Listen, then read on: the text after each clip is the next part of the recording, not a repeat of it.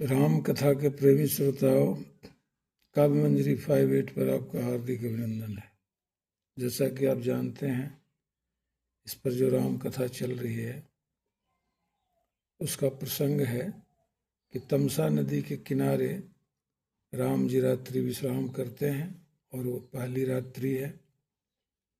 और चूंकि अयोध्या के काफ़ी लोग उनके साथ वहाँ तक चले गए हैं, शाम में उन्होंने बहुत उन्हें समझाया बुझाया, लेकिन वो आने के लिए, लौटने के लिए तैयार नहीं है। अब इसमें राम जी बड़े असमंजस में है, क्या करें, अभी लौटने को तैयार नहीं है। तो उनको लगता है कि they will fail our plan of going to the forest, proceeding to the forest. फिर उन्होंने कहा कि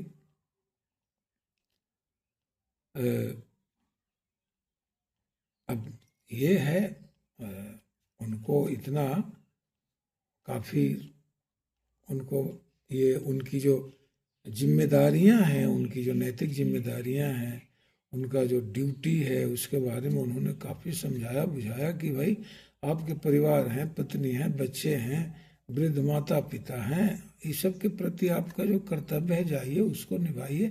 मेरे साथ जाकर क्या करेंगे?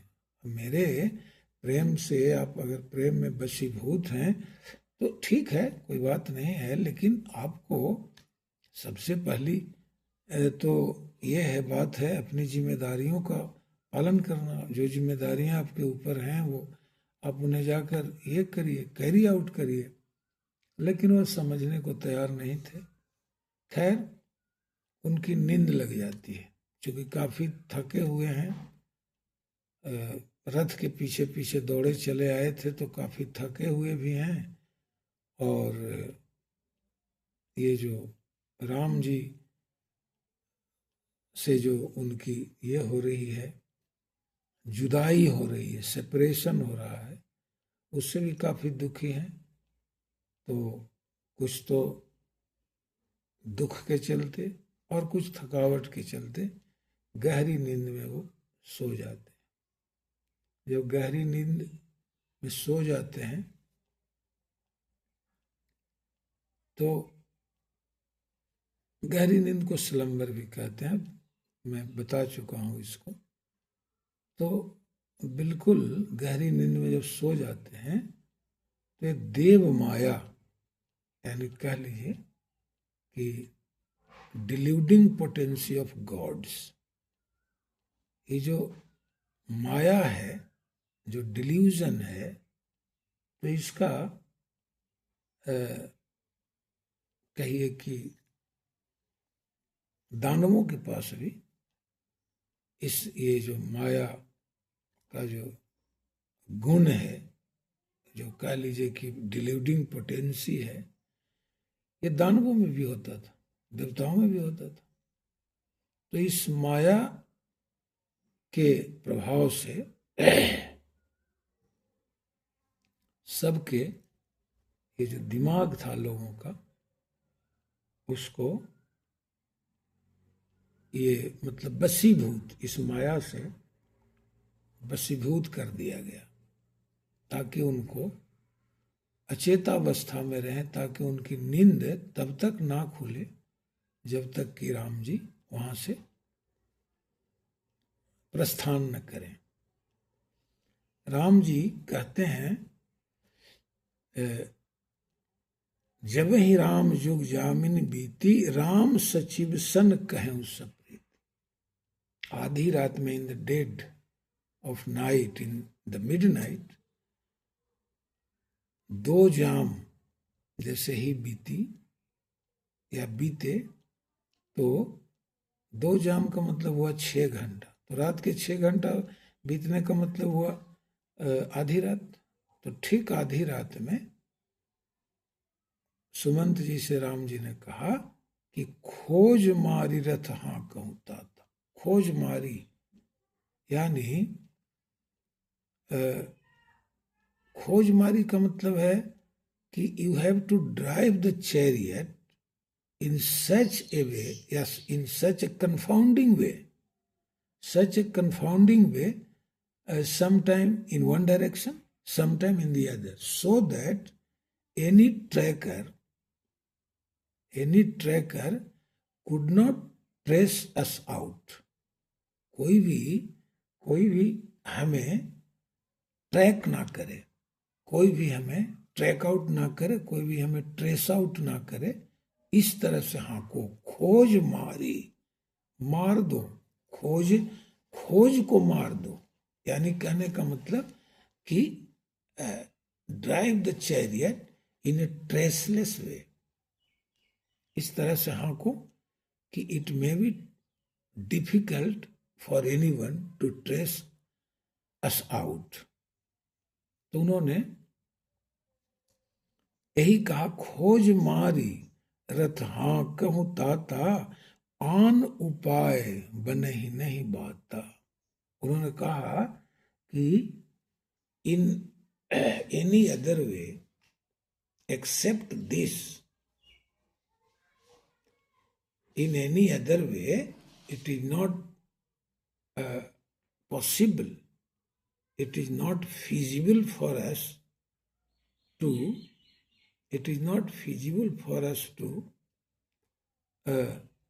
accomplish our plan, to accomplish our goal।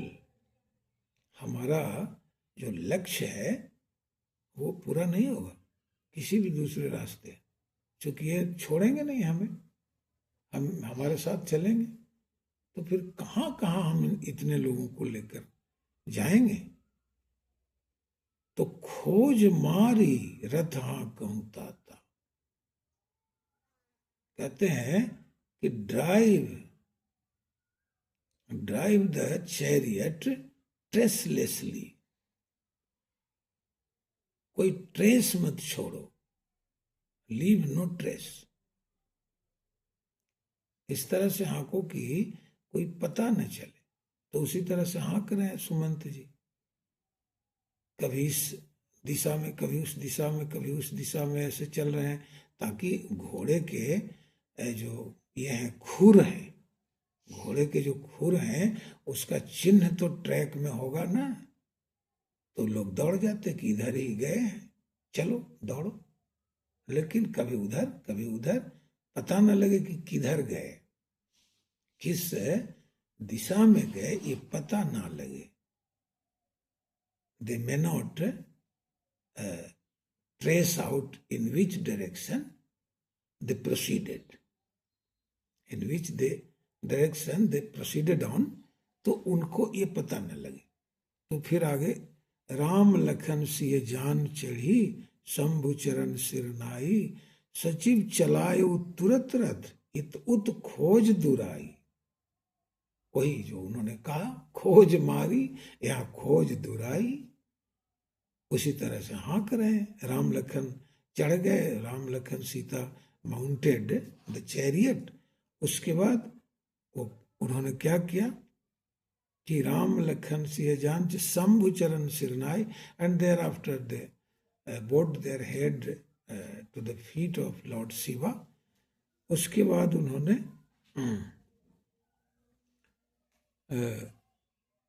ये सचिव चलाए तुरत रथ, और दे स्टार्टेड ड्राइविंग। सचिव चलाए तुरत, फोर्थविथ, रथ इत उत खोज दुराई। वही उन्होंने किया कि now in one direction, now in another. He drove the chariot in different directions, कभी उत्तर, कभी दक्षिण, कभी पूरब, कभी पश्चिम, ऐसे दौड़ाते चले रहे हैं ताकि लोगों को, और ऐसे कुछ दूर किए होंगे, 1-2 किलोमीटर, 2 किलोमीटर, ताकि लोग को पता ना चले कि किस डायरेक्शन में गए, इसको ट्रेस करना मुश्किल हो जाए, इसलिए उन्होंने ऐसा किया। उसके बाद सचिव चलायु, Sumant ji immediately drove the chariot, now in one direction, now in another. उसके बाद ये हो जाएगा, मुश्किल हो जाएगा खोजना। They will be confounded, they will be confounded to trace out the track. तो उन्होंने इसी तरह से रथ हाँका। आगे सुनिए क्या कहते हैं तुलसीदास जी। कहते हैं, जागे सकल लोग भई भोरू, गे रघुनाथ भयउ अति सोरू। There occurred an utter uproar,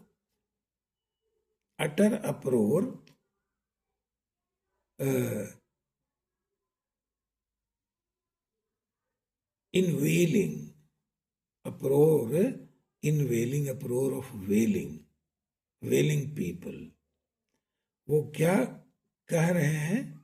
रथ कर खोज कतहु नहीं पावहीं, राम राम कही चहु दिशि धावहीं। अब कहा जाता है ना कि तुम डाल डाल तो हम पात पात। अब देखिए, all the people woke up at daybreak. भोरू, जागे सकल लोग भाई भोरू। ते रघुनाथ भयवती सोरू, गे रघुनाथ भयवती सोरू। राम जी चले गए, इसका भारी शोरगुल हुआ। They became uproarious। अब देखिए तब क्या हुआ? रथ कर खोज कतहु नहीं पावहीं। They started finding out the track, the direction in which way they proceeded, they had proceeded। खोजने लगे तो रथ कर खोज कतहु नहीं पावे, क्योंकि उसी तरह से कंफाउंडिंग ट्रैक्स था, नहीं खोज पाए। कहते हैं कि रथ कर खोज कतहु नहीं पाए। They could not find out the tracks of the chariot। किधर रथ गया वो खोज नहीं पाए। राम राम कही चहु दिशि धावहीं। They are crying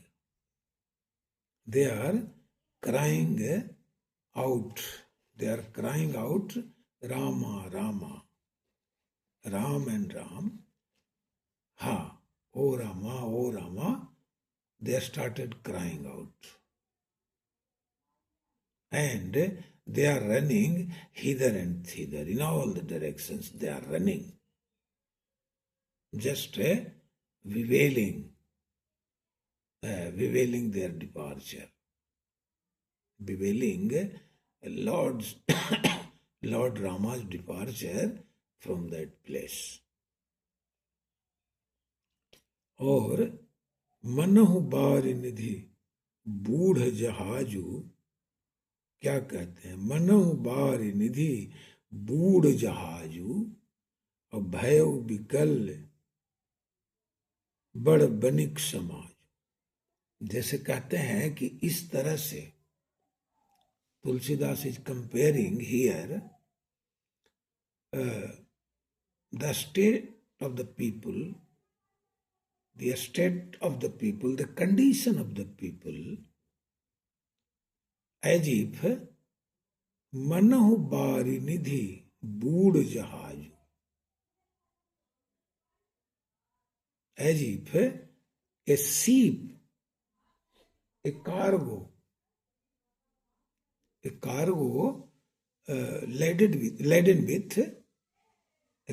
laden with the goods, has sunken in the ocean,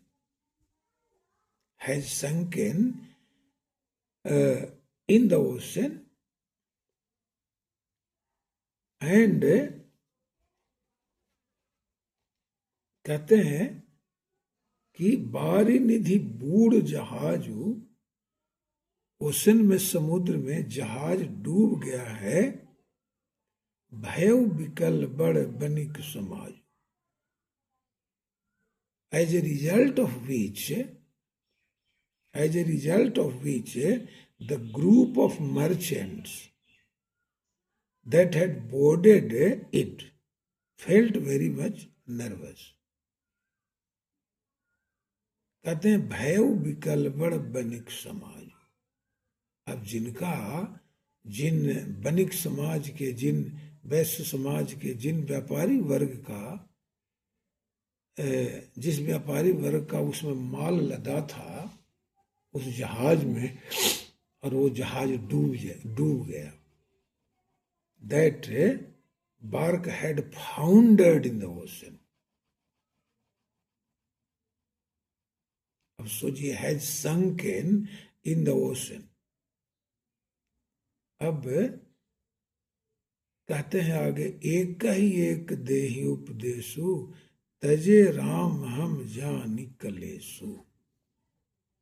कहते हैं कि एक दूसरे को, everyone is instructing each other, एक दूसरे को वो everyone is instructing one another। क्या कह रहे हैं? तजे राम हम जानि कलेसु। कहते हैं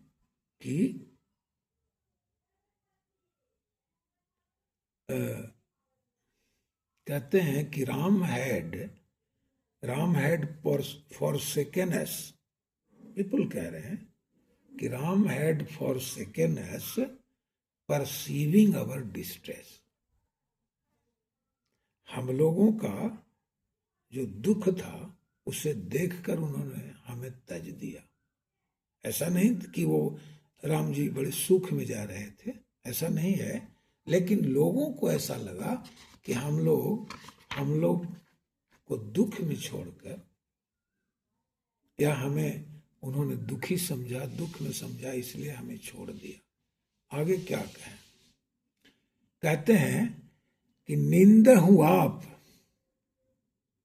कहते हैं कि निंदहि आप सराहहि मीना, और कहते हैं धिक जीवन रघुवीर विहीन। अपने आप को कोसते हैं, निंदहि आप सराहहि मीना, और वो मछली को सराहते हैं, अपनी ही निंदा करते हैं।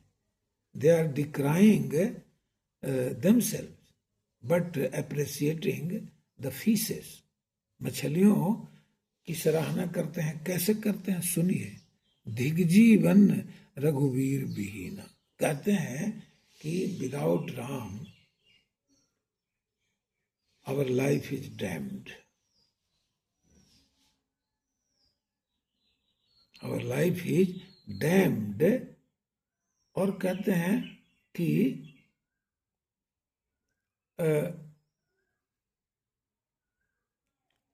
they are condemning themselves, they condemned themselves and praised the fishes।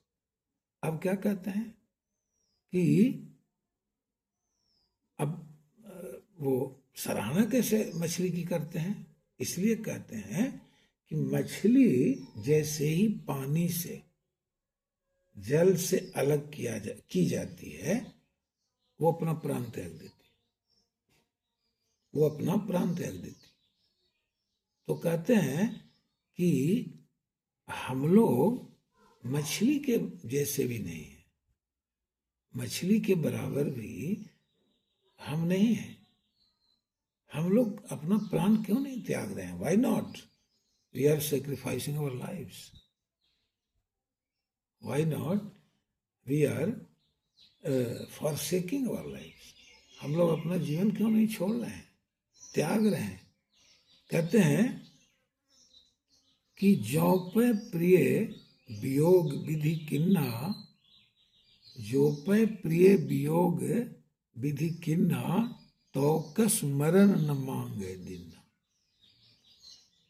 कहते हैं कि अगर if Providence, if God has given us such type of distress, such type of agony caused by our separation from Ramji, why not God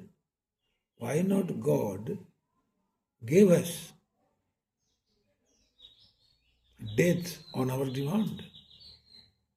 Why not God gave us death on our demand? तो कस मरण न मांगे दिन्ना। तो फिर मांगने पर हमें ये क्यों नहीं देते हैं मृत्यु? क्यों नहीं? Why did Providence not vouchsafe death to us on our demand, on our asking? आगे कहते यही विधि करत प्रलाप कलापा, आए अवध भरे परितापा। कहते हैं विषम वियोग न जाई बखाना, विषम वियोग न जाई बखाना। आगे कहते हैं कि अवधियास सब राखहि प्राण। अब देखिए, यही विधि करत प्रलाप कलापा, thus wailing in several ways, they all return to Ayodhya full of remorse, पछतावा भरे हृदय से वो लौटते हैं अयोध्या। पछतावा इस बात का कि वो राम जी को छोड़कर चले आए या फिर राम जी से अलग हो गए। राम जी वो नींद में रह गए और राम जी निकल गए, इस बात का पछतावा हो रहा है। और आए अवध भरे परितापा, and they return to Ayodhya full of remorse, परितापा पछतावा, विषम वियोग न जाई बखान। कहते हैं कि ये जो वियोग का दुख है, the anguish of parting, the languish of parting was terrible beyond words. कहते हैं कि विषम वियोग न जाई बखाना, विषम वियोग न जाई बखाना। कहते हैं कि the anguish of parting from Lord Rama was so terrible as not to be explained, as not to be described, indescribable it was। आगे कहते हैं कि अवधियास सब राखहि प्राण, they are sustaining their lives in the hope of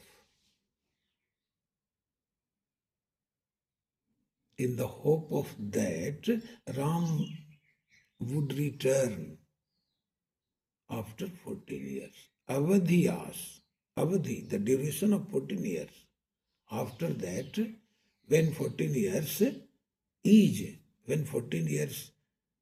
is completed, Ram would come back to Ayodhya. So only in this prospect, they come back to Ayodhya. Avadhyas sab rakhahi prama.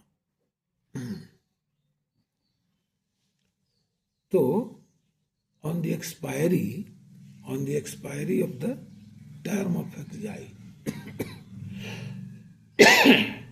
on the expiry of the term of exile, Ram would certainly return to Ayodhya, and they would see him only in the hope of seeing Sri Rama on the expiry of the term of exile. They returned to Ayodhya. आज यहीं कथा विश्राम करेगी और फिर आगे की कथा दूसरे दिन शुरू होगी। धन्यवाद।